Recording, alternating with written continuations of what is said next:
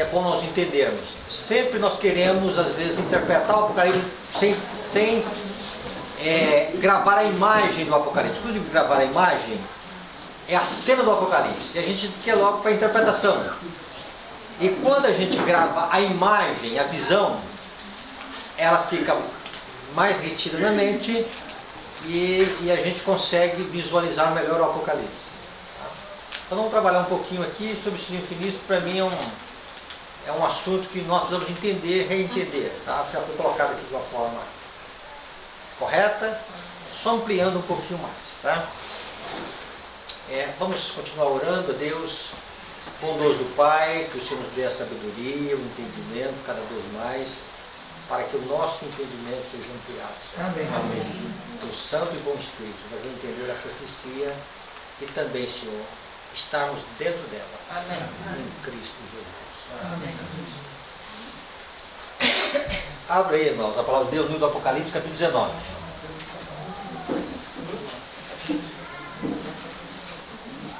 Apocalipse, capítulo 19.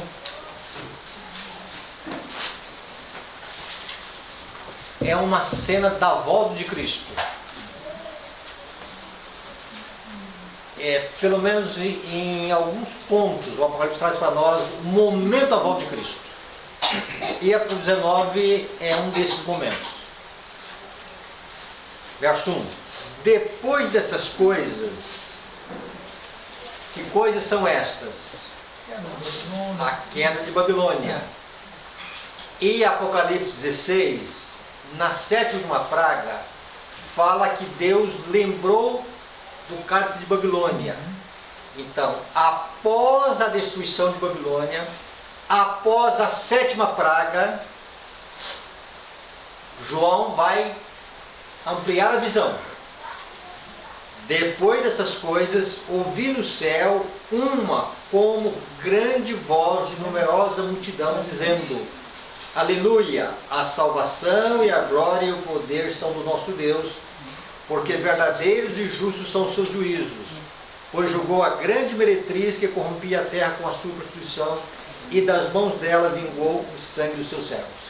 Então há uma exclamação de júbilo no céu, uma numerosa multidão, e essa numerosa multidão estão louvando a Deus, porque Deus é justo, e Deus trouxe retribuição à Babilônia. Segunda vez eles pronunciam, verso 3, segunda vez disseram aleluia, e a fumaça sobe pelo céu dos céus. Os 24 anciãos, que nós já estudamos aqui em outras vezes, e os 4 seres viventes prostraram-se e adoraram a Deus que se achava no trono, dizendo: Amém, aleluia. Então agora também não só a grande multidão, a numerosa grande multidão, eu creio que essa numerosa grande multidão aqui é a hóstia angelical. Agora entra em cena aqui que nós estudamos, os 24 anciãos, e entra em cena também os 4 seres viventes, os querubins e serafins. E diz o seguinte, no verso 5, saiu uma voz do trono exclamando: Dai louvores ao nosso Deus, todos os seus servos. Agora um convite universal. Os que o temeis, os pequenos e os grandes. Então, quer dizer, completando uma linha de raciocínio, ouvi uma como voz de numerosa multidão, como voz de muitas águas e como de fortes trovões, dizendo: Aleluia, pois reina o Senhor nosso Deus, o Todo-Poderoso. Aqui a ênfase é no reinado do Senhor. E para nós entendermos a questão do reinado do Senhor, nós vamos utilizar o livro de Daniel para nós entendermos por que existe essa cena de júbilo. No capítulo 7, nós já também estudamos em outras ocasiões, entra uma cena da visão da entrada do Pai no Santíssimo e também do Filho no Santíssimo. Então, Daniel capítulo 7,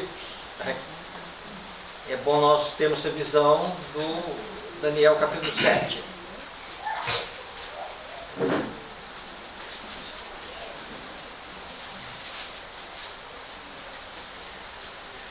Daniel capítulo 7 fala da visão do trono do Pai, do ancião de dias. No verso 13 fala da entrada do Filho no Santíssimo. Eu estava olhando as minhas visões da noite, e eis que vinha com as nuvens do céu um como filho do homem, e dirigiu-se o ancião de dias. Então o Filho entra no Santíssimo e ele comparece perante o Pai, o ancião de dias. Também já estudamos sobre isso aqui. Por que Deus é retratado como ancião de dias? Porque diz lá, foram postos tronos, no verso 9, e nesses tronos estão os anciãos, os 24 anciãos. E agora Cristo chega até onde está o ancião de dias, e no verso 14, foi-lhe dado domínio, e a glória, e o quê? E o reino. Quando nós vamos em Apocalipse 19, há uma exclamação de júbilo no céu, há uma exclamação de júbilo dos 24 anciãos, dos 4 seres viventes, há uma voz que sai do trono de Deus dizendo, olha, aleluia! E porque o Senhor reina. Se o Senhor reina, é evidente que ele recebeu o quê? O reino. Então Cristo entra para receber do Pai o reino, e assim que Cristo receber do Pai o reino, Cristo virá buscar os seus.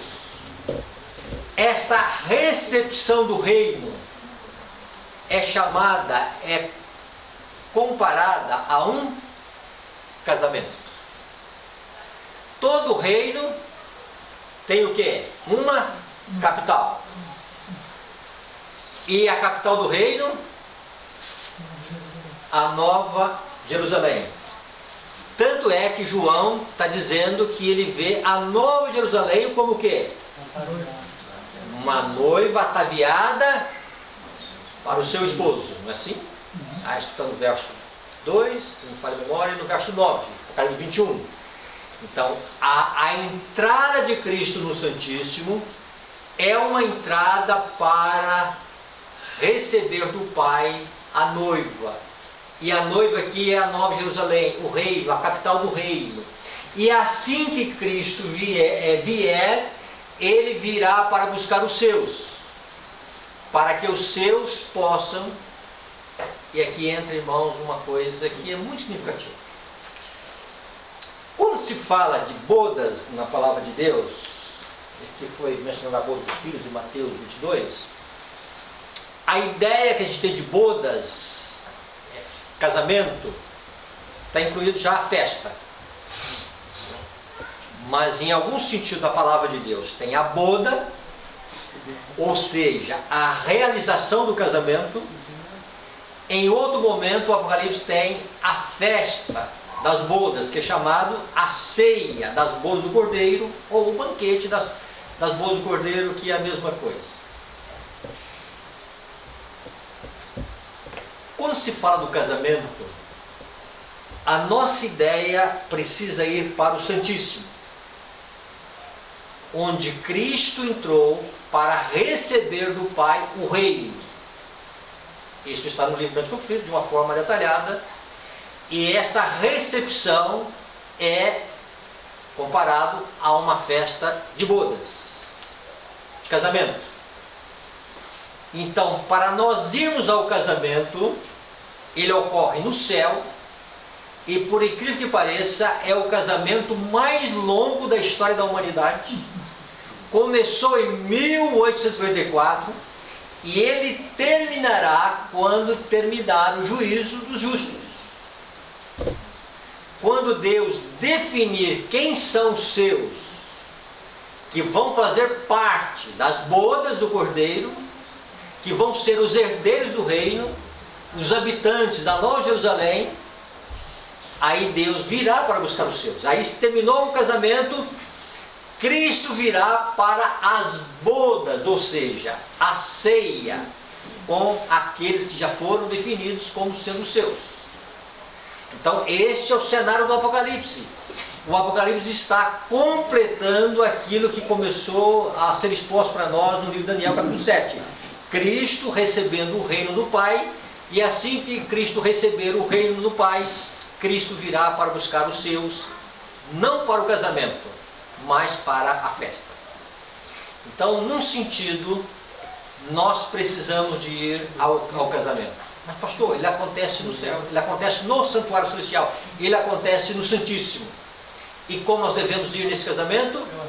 Pela fé.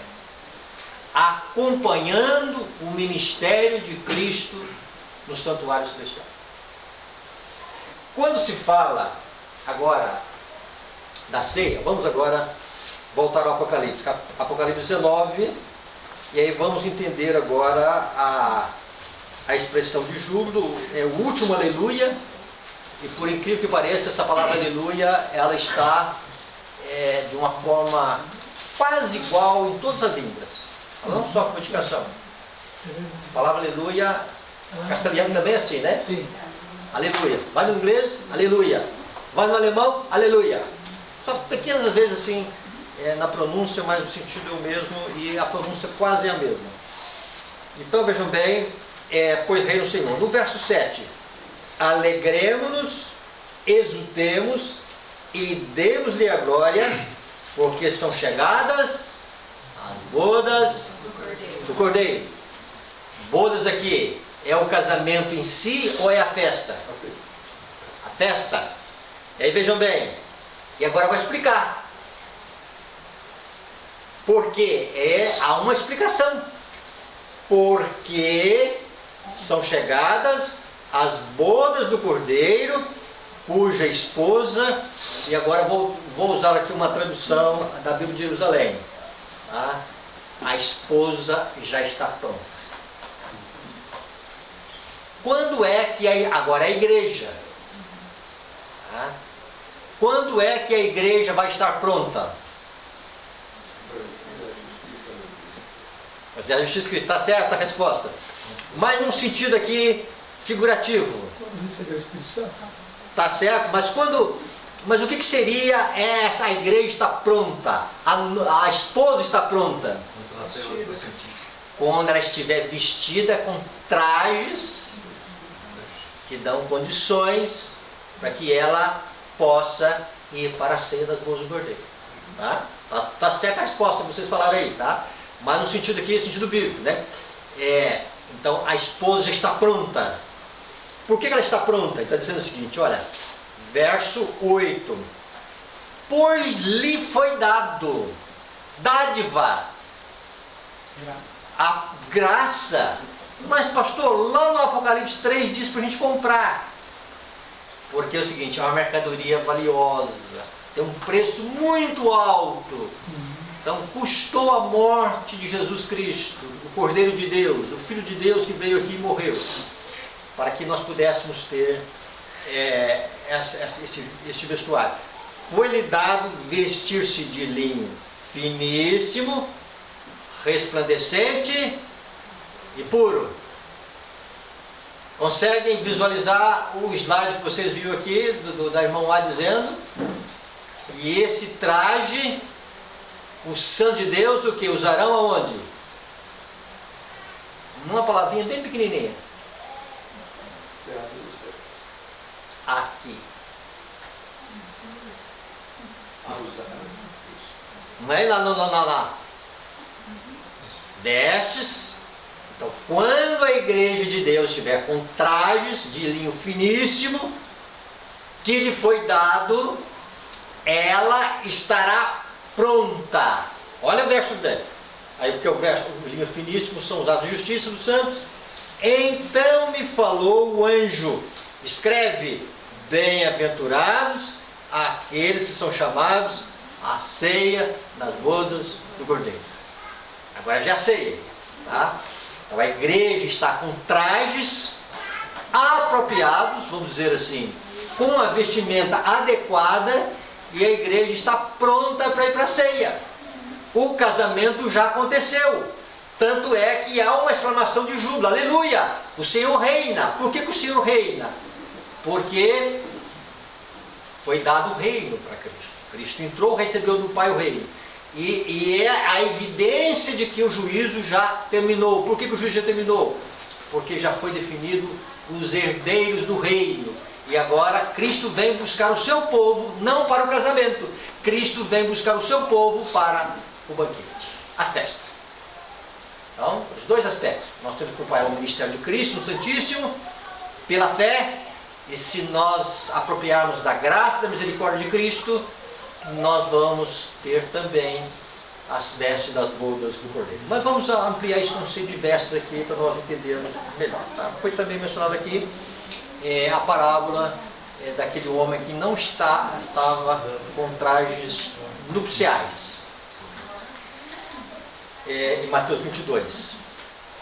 E essas vestes são as vestes que Deus providencia.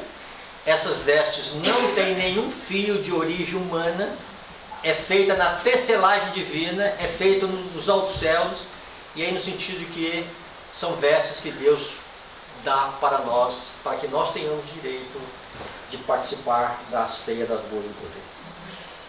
Quando se fala desse linho finíssimo, foi definido aqui também nos slides, vamos recapitular. E esse linho finíssimo é o que mesmo? Biblicamente esse aqui, mas a irmã White ela ampliou esse conceito, ela diz o quê? Que é o quê? Puro, imaculado, caráter de Cristo. Então, quando a igreja estiver com o puro, imaculado caráter de Cristo, Cristo virá para buscar os seus, para que os seus possam ir para as bodas. Esse é o sentido.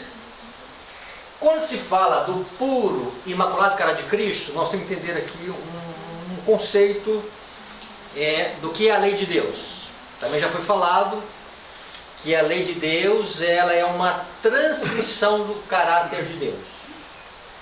Deus é justo, a sua lei é justa. Deus é bom, a sua lei é boa. Deus é santo, a sua lei é santa. Então, e este caráter de Deus, que a lei de Deus expressa, requer de todo ser humano, esse caráter, ele é visto aonde? Na pessoa de Jesus Cristo. Então, o padrão que Deus tem para medir a nossa vida é o padrão da sua lei, e é o padrão de Cristo. Em outras palavras, Deus vai nos medir com o padrão de Cristo. Esse é o padrão de Deus. Quando se fala da palavra de Deus, que não ser julgados pela palavra de Deus, mas pastor, não é pela lei que não ser julgados? A palavra de Deus, ela é uma ampliação da lei de Deus. Então, como foi mencionado aqui, só para a gente recapitular, tá? Que a lei de Deus, ela envolve não só o ato externo em si, como ela envolve os nossos pensamentos e sentimentos internos. Então, vejam bem, e esse padrão de perfeição que a lei de Deus exige, nós vamos dizer aqui de uma medida completa da lei de Deus, Cristo certa vez disse para João Batista, é necessário que eu seja batizado para que se cumpra o quê? Toda a justiça, todo o requerimento da lei de Deus, tudo aquilo que a lei de Deus pede. Então vamos lá. Então esse padrão de exigência da lei de Deus é o padrão que Cristo vem e como um Cordeiro de Deus sem mancha, sem pecado, sem corrupção, ele viveu essa perfeição. Então, quando nós olhamos para Cristo, nós temos que entender que em Jesus Cristo está a perfeita obediência à lei de Deus. E essa perfeita obediência à lei de Deus é o puro, santo e imaculado caráter de Cristo. Não é o meu caráter, é o caráter de Cristo.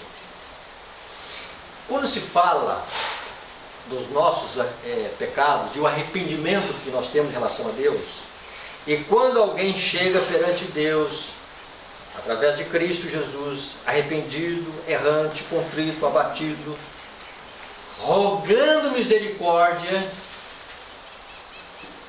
Entra o quê? Entra a graça, entra o perdão de Deus e o caráter de Cristo, ele substitui nosso caráter e Deus nos vê perfeitos, completos, por causa do perfeito caráter de Cristo. Então esse padrão perfeito, essa medida completa, nada devendo a lei de Deus, está em Cristo. Nada. Cristo nunca deveu nada à lei de Deus. Nunca Cristo se harmonizou com vamos dizer assim, com uma propensão que Satanás quis despertar nele que não fosse algo bom dentro dele. Então não houve ganchos na pessoa de Cristo que Satanás pudesse segurar as suas tentações. Cristo, segundo o dom profético, ele diz que ele odiou com perfeito ódio o pecado. Então em Cristo houve, vamos dizer assim, um monumento vivo da lei de Deus, o padrão de exigência completa da lei de Deus. E quando nós então, irmãos, refugiamos em Cristo, Deus nos vê coberto de justiça. Deus nos vê com esse padrão de perfeição por causa de Cristo. Então só existe uma maneira de nós chegarmos ao céu, por causa de Jesus. E agarrar a justiça de Cristo assim como tudo para nós. Eu não tenho condições de me salvar. Eu não tenho condições de alcançar esse padrão perfeito que Cristo tem. No sentido dessa perfeição completa. Como é que Deus resolve isso? É o perdão. Então essa humanidade perfeita de Cristo está diante do Pai, do Filho. Cristo, a perfeição da lei de Deus. Mas fala também a Bíblia que Cristo, nele habita corporalmente toda a plenitude da divindade. Então, Cristo tem uma humanidade sem pecado e em Cristo tem uma plenitude da divindade perfeita. Então vamos lá. Quando o Espírito Santo tomar conta de nossa vida na chuva serôdia, na chuva serôdia está a plenitude da divindade, que há em Deus, que há em Cristo e que há no Espírito Santo, que se torna acessível a nós. Então, receber a chuva serôdia é receber o puro caráter santo de Jesus em nossa vida. Mas e o nosso caráter? E as nossas imperfeições? E aí nós temos que entender uma outra coisa que também foi colocada aqui de uma forma bastante, vamos dizer assim, correta. Nós temos que entender o nosso caráter. O que Deus está trabalhando no nosso caráter? E aí nós encontramos um texto que está em 2 Coríntios 7. Ora, amados, tendo tais promessas, que promessas são estas? As promessas vistas no capítulo 6, anteriormente. E quais são essas promessas? Que Deus vai habitar, Deus vai fazer morada em nossa vida. E Deus vai fazer morada em nossa vida de que maneira? Deus vai fazer morada em nossa vida com a plenitude do Espírito Santo. Então Deus está trabalhando com o santuário de nossa alma para expurgar do santuário de nossa alma tudo aquilo que não é de Deus, para que Deus possa fazer morada. E lá diz o seguinte: purifiquemos de toda a impureza, tanto da onde? Da carne como do espírito, ou seja, as paixões carnais e pervertidas que nós temos, e aquilo que se acha abrigado no espírito, ou seja, as coisas internas da nossa vida. Então a parte física e a parte do nosso interior, a parte dos nossos pensamentos e sentimentos. E diz assim: aperfeiçoando a santidade no temor do Senhor, temor de Deus. Então, na obra do Espírito Santo, Deus está trabalhando para que o santuário da alma seja purificado. Obra da temporânea. Então, essa é a obra temporânea. As imundícias, as impurezas, tanto da carne, essas paixões carnais que nós temos, e uma delas fazendo o nosso ventre o nosso Deus, o nosso estômago o nosso Deus. Então Deus trabalha dessa maneira, Deus age dessa maneira, para corrigir essa nossa maneira, para que Ele possa enviar para nós a chuva temporânea, serôdia. O que é a serôdia? Ela é uma chuva aperfeiçoadora. Ela se define. A temporã, ela é uma chuva que trabalha com a perfeição.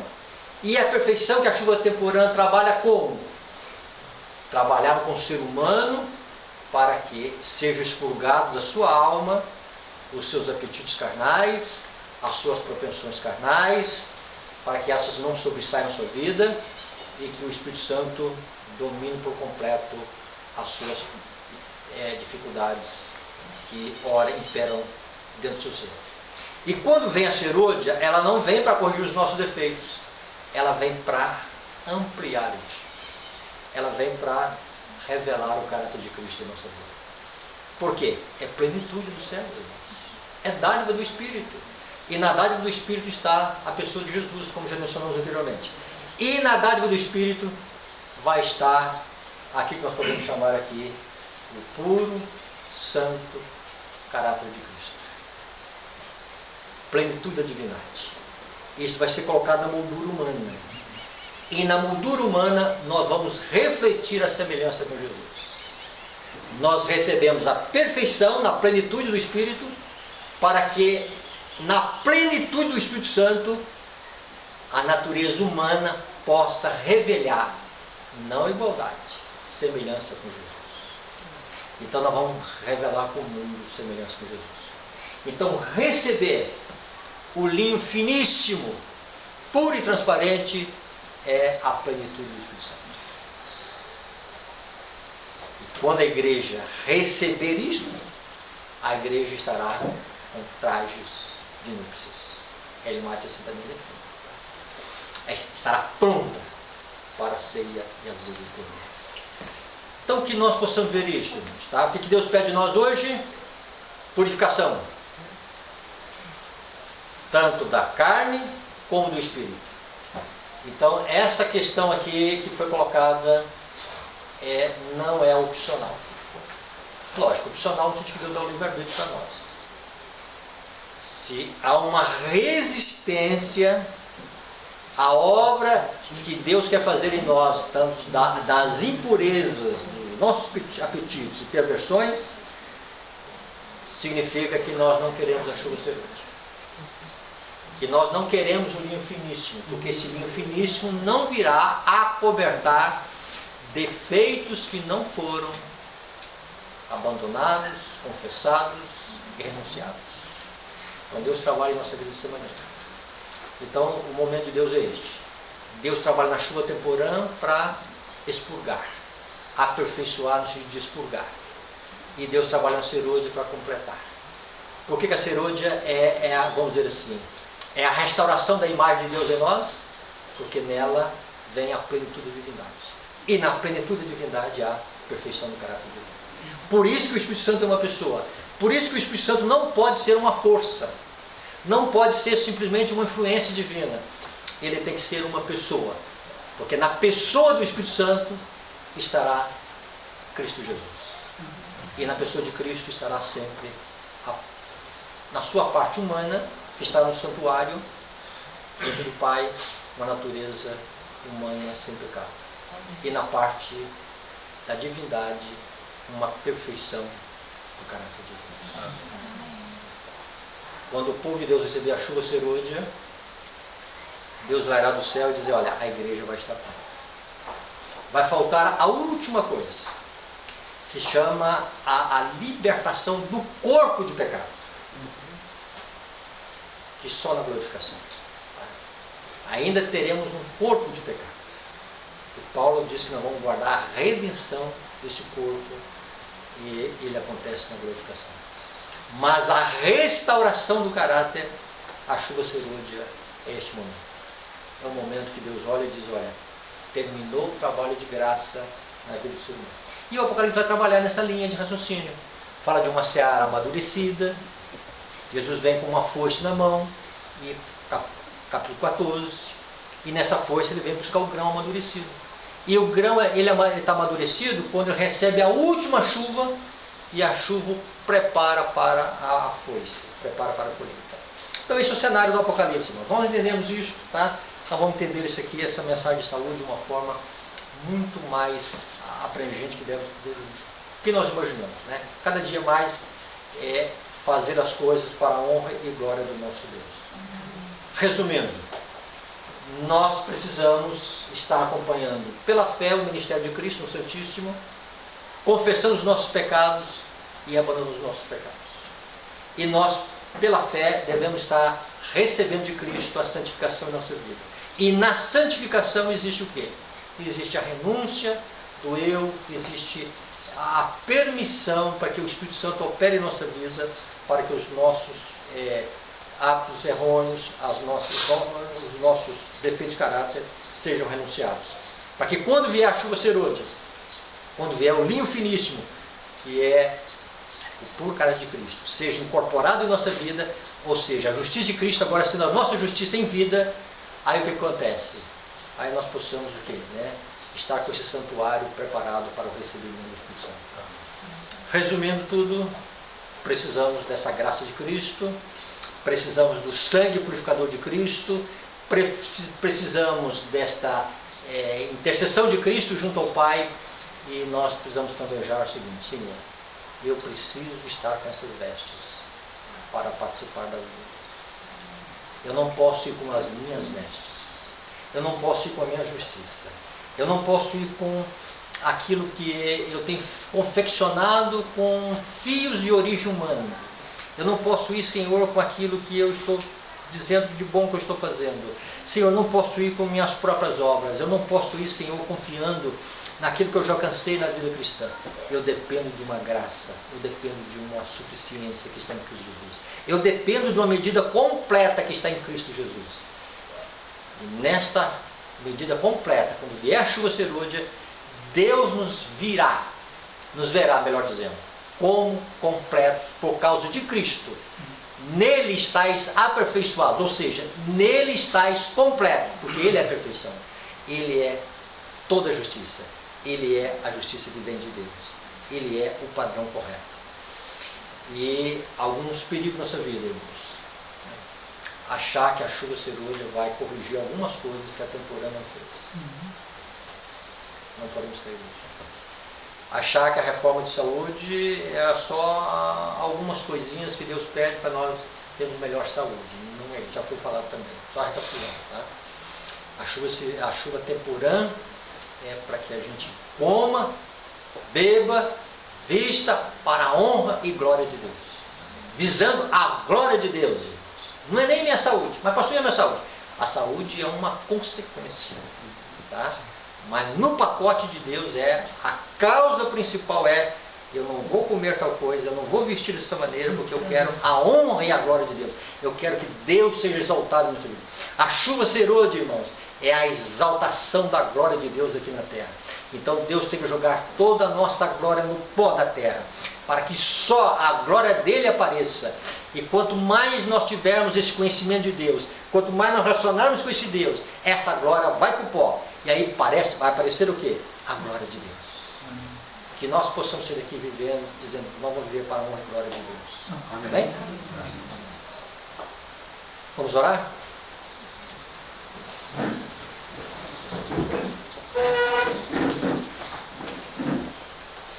Bondoso Pai,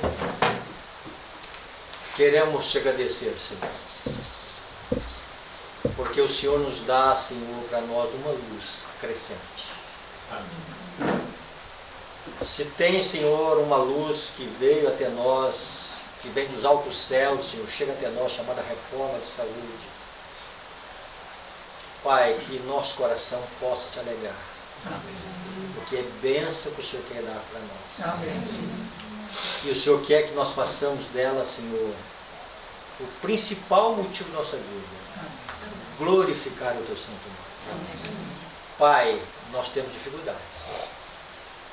Nós temos uma história de 6.000 anos de pecado que nós carregamos consequências. E nós precisamos da tua graça, Senhor. Nós precisamos de um poder divino para que possa ser aliado à nossa fraqueza humana, Senhor. E nós possamos vencer as dificuldades. E o Senhor concede divino poder para nós, Senhor. Precisamos do teu Santo Espírito, Senhor. Vem, Santo Espírito. Não nos deixe, Senhor, nessa luta que nós temos, sem uma assistência divina. Porque, Senhor, por nós mesmos, tudo que acontece de nós mesmos é falho, defeituoso e às vezes é temporário, Senhor. Mas quando vem de Ti, Senhor, é um regozijo que o Senhor coloca em nosso coração. Mesmo que em algum momento seja tristeza para o nosso coração fazer renúncia, Senhor. Mas o Senhor transforma em alegria, numa obediência prazerosa. Amor àquilo que foi realizado na cruz do Calvário. Abençoe a tua igreja, Senhor. Abençoe os teus filhos aqui. Em Cristo Jesus. Amém. Amém.